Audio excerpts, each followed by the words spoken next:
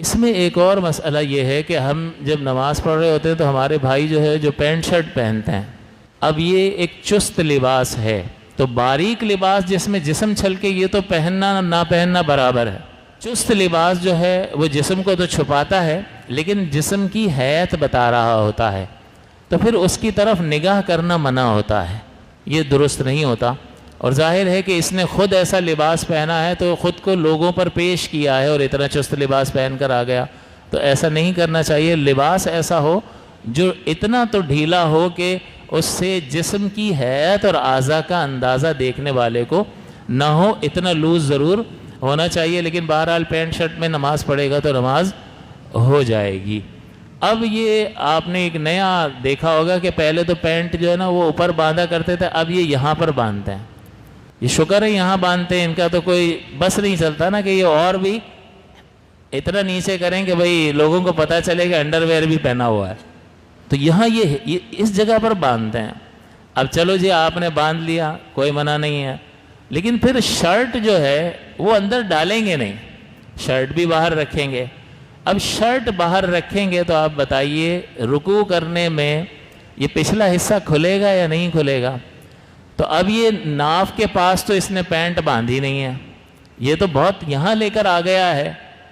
اور اب یہ جو اس نے شرٹ پہنی ہے موومنٹ میں ستر کھلنے کا اندیشہ ہے یا نہیں ہے؟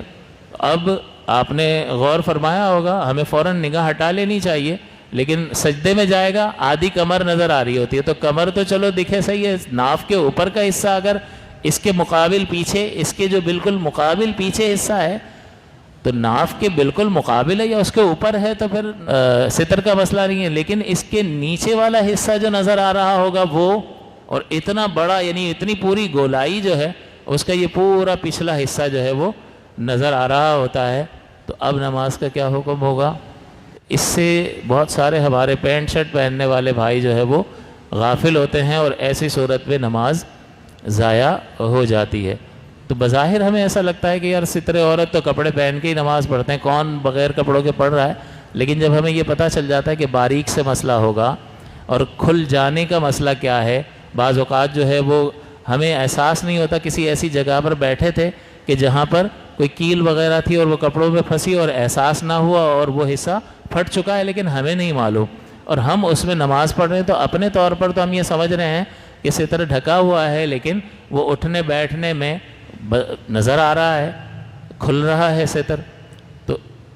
ایسی سچویشنز جو ہیں وہ نماز میں واقع ہو جاتی ہیں۔ تو خاص کر یہ باریک کپڑوں کے سلسلے میں ہماری خواتین کو بہت زیادہ محتاط رہنے کی ضرورت ہے، اور یہ پینٹ شرٹ پہننے والے ہمارے جو بھائی ہیں ان کو یہ حصہ جو